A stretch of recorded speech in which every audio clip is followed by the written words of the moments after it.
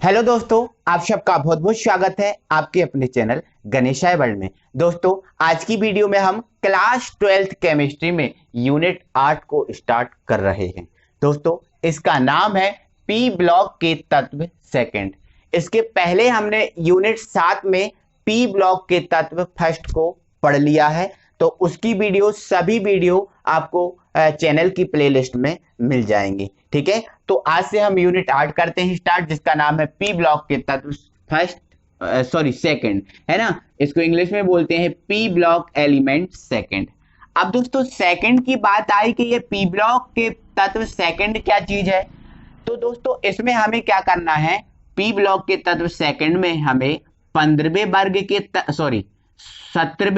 के तत्व और 18वें वर्ग के तत्वों को पढ़ना है।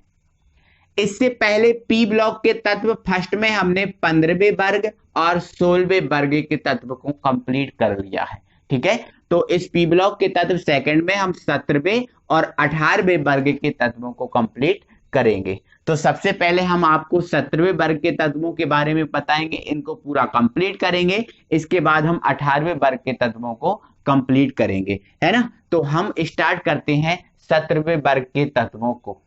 दोस्तों, यदि अब हम 17वें वर्ग के तत्वों की बात करें तो इसे हम 7th ए समूह के तत्व भी बोलते हैं। तो कभी आपको 17वें वर्ग आ जाए, कभी आपको 7th ए आ जाए, ये सब चीजें एक ही है। तो दोस्तों, इस 17वें वर्ग में 5 तत्वों को रखा गया है, जिसमें पहला फ्लोरीन, दूसरा क्लोरीन, ब्रोमीन, आयोडीन और एस्टेटीन, इन 5 तत्वों को इसमें रखा गया है, इस परिवार में रखा गया है। तो दोस्तों, जो 17वां परिवार है, इसमें एक इंपॉर्टेंट ये चीज है कि इस 17वें परिवार को हम बोलते हैं हैलोजन तत्व। क्या हैलोजन तत्व बोलते हैं इस 17वें परिवार को, या हैलोजन परिवार बोलते हैं इस 17वें परिवार को। अब आपके दिमाग में डाउट आ रहा होगा कि सर इसको हैलोजन क्यों बोलते हैं, क्यों बोलते हैं? क्योंकि इस 17वें परिवार में पहले 4 तत्व, मतलब फ्लोरीन, क्लोरीन, ब्रोमीन और आयोडीन, पहले 4 तत्व क्या होता है, ये धातु से क्रिया करके, या फिर हम ऐसा कहें कि ये धातुओं से क्रिया करके, जैसे सोडियम, पोटेशियम, ये धातु और किसी प्रकार की धातु हो सकती है, क्योंकि ये धातुओं से क्रिया करके समुद्री लवण बनाते हैं। क्या बनाते हैं? समुद्री लवण बनाते हैं, इसलिए हम इनको हैलोजन तत्व कहते हैं। आपके दिमाग में अब एक और डाउट आ रहा होगा कि सर समुद्री लवण बनाते हैं, तो समुद्री लवण का हैलोजन से क्या मतलब है ना, तो उसको भी बताता हूं। क्योंकि दोस्तों, जो हैलोजन है वो हैलोजन 2 तत्वों से मिलकर बना है। कितने तत्वों से मिलकर बना है? 2 तत्वों से मिलकर बना है, जिसमें से पहला है हेल्स और दूसरा है जन।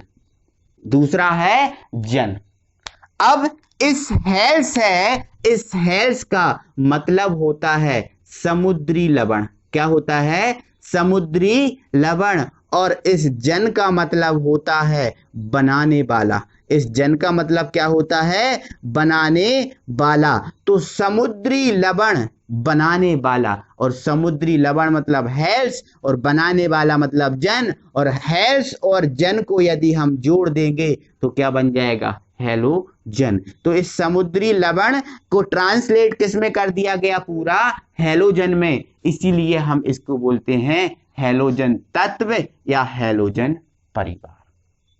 तो दोस्तों, हमारा एक क्वेश्चन पहला यही निकलता है कि हैलोजन तत्व क्या है, इनका इलेक्ट्रॉनिक विन्यास लिखिए।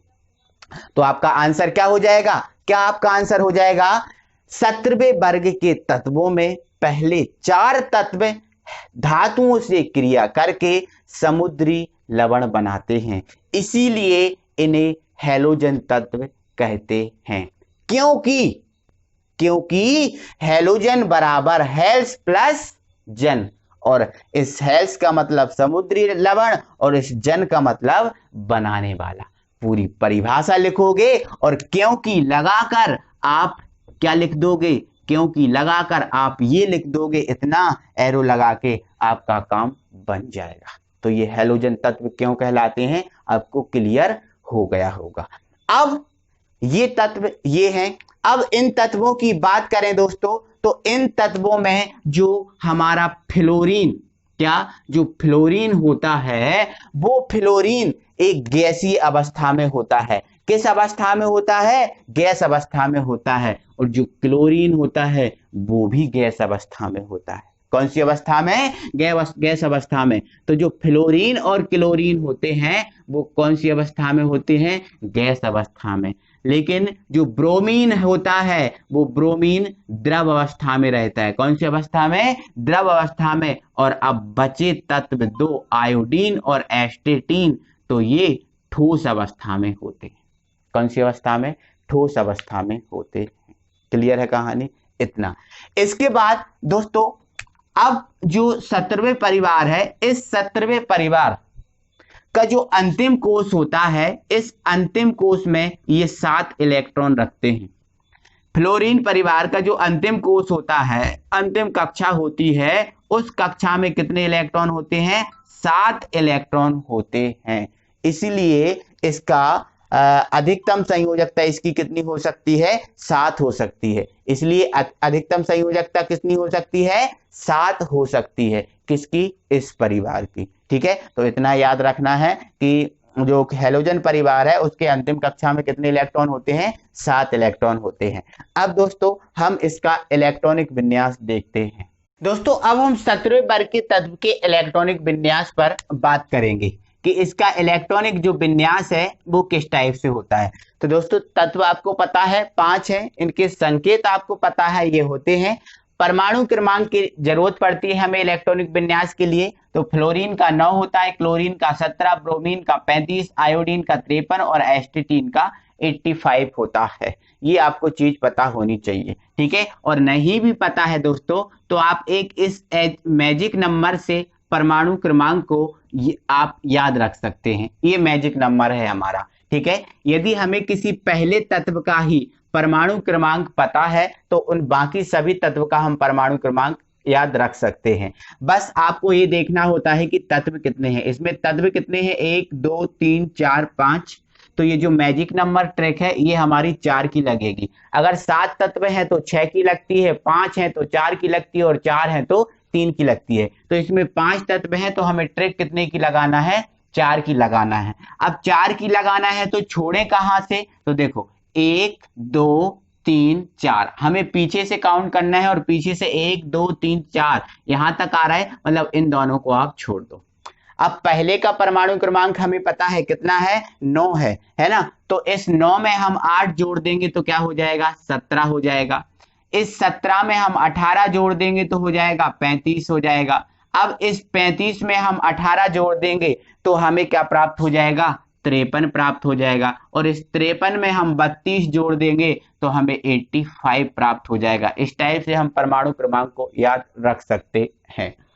अब इसके इलेक्ट्रॉनिक विन्यास की बात करें तो दोस्तों जो इलेक्ट्रॉनिक विन्यास है हम आप-बाहु नियम के अनुसार करते हैं, जो हमने 11th में पढ़ा के आपको रखा है। और यदि आपने नहीं देखा है तो आपको 11th में आप-बाहु का नियम मिल जाएगा, आप सर्च करके उसको देख लीजिएगा। वैसे मैंने आपको ऐसे करने की कोशिश नहीं करोगे तब भी अच्छा है, मैंने आपको यहाँ पर बना दिया है हल्का सा समझाने के लिए, तो इसमें ही आपको समझा दूंगा।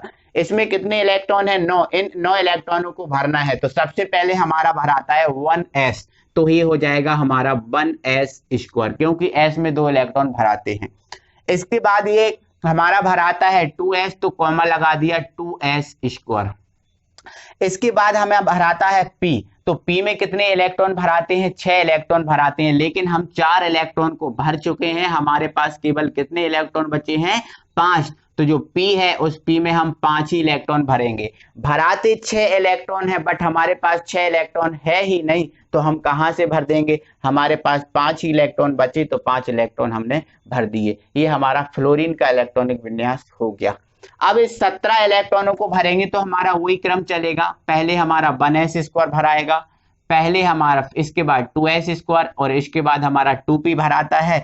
p में 6 भराते हैं लेकिन अब हमारे पास 6 हैं तो ये 6 ही भर देंगे।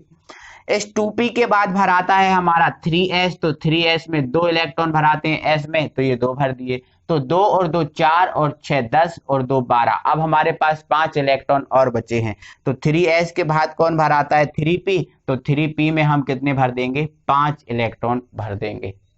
इसी प्रकार दोस्तों हम इसका कर सकते हैं 1s square 2s square 2p 6 3s square 3p6। अब हमारे पास 6 इलेक्ट्रॉन मिल जाएंगे 3p में, तो 6 भर दिए। 3p6 के बाद हमारा 4s भराता है, तो ये हमने भर दिया 4s स्क्वायर। अब 4s स्क्वायर के बाद हमारा भराता है 3d भराता है, और d में हमें पता है दोस्तों 10 इलेक्ट्रॉन भराते हैं, तो हम यहाँ पर क्या लिख देंगे 3d10। अब हमारे पास कितने इलेक्ट्रॉन हो गए जरा ये काउंट कीजिए, 2 4 10 12 है ना, 12 6 18 और 2 20 और 10 30। अब हमें 5 इलेक्ट्रॉन और बचे हैं, तो 3d के बाद कौन भराएगा 4p। तो ये जो 5 इलेक्ट्रॉन हैं वो हम किस में भर देंगे, यहाँ भर देते हैं 4p, और p में 5 ही बचे, तो ये हमारा 4p5। तो दोस्तों इस प्रकार से हम इलेक्ट्रॉनों को भर सकते हैं। इसी प्रकार हम 53 इलेक्ट्रॉन को 85 इलेक्ट्रॉन को इस नियम की सहायता से भर देते हैं। तो देखते हैं, यहां तक दोस्तों हमारे 36 इलेक्ट्रॉन भरा चुके हैं 4p6। अब हम भरेंगे 5s, तो हम यहां भर देंगे 5s2।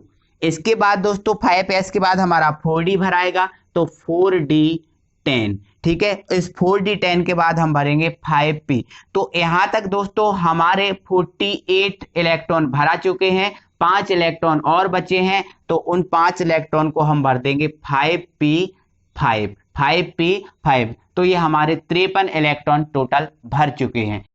अब दोस्तों हम St85 को भरे, तो आपको पता है दोस्तों यहां से आपने 53 इलेक्ट्रॉन भरे, यहां से यहां तक आपने 53 इलेक्ट्रॉन भरे, लेकिन इसमें 6 इलेक्ट्रॉन आते हैं, तब इसमें हम यदि 6 इलेक्ट्रॉन भर देंगे तो 54 इलेक्ट्रॉन हो जाएंगे। तो हम 1s स्क्वायर से डेड डैश कर रहे हैं 5p6 तक, क्योंकि हमें यहां तक हमने भर लिया है। तो चाहे तो आप इनको यहां पर डेड डैश की जगह लिख सकते हो, नहीं तो आप डायरेक्ट कर सकते हो। तो यहां से हमारे 54 इलेक्ट्रॉन भरा चुके हैं। अब 5p के बाद कौन भराता है 6s, तो हमने ये 6s स्क्वायर कर दिया।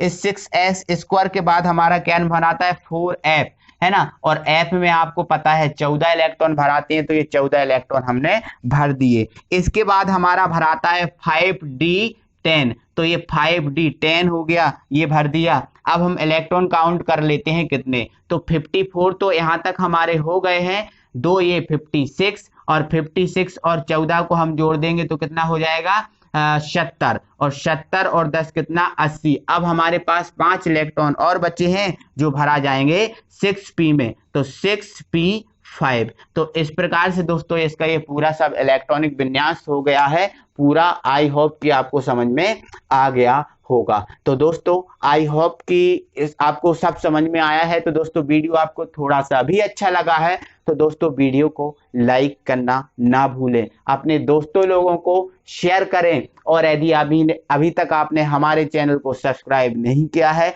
तो प्लीज चैनल को सब्सक्राइब करके बेल आइकन को ऑन कर लें। और दोस्तों अगली वीडियो में हम जो 7th ए समूह के तत्वों को या 17वें वर्ग के तत्वों को पढ़ा है, इनके हम गुणों को पढ़ेंगे कि ये क्या गुण अपने साथ रखते हैं। तो दोस्तों मिलते हैं अगली वीडियो में। Thank you very much.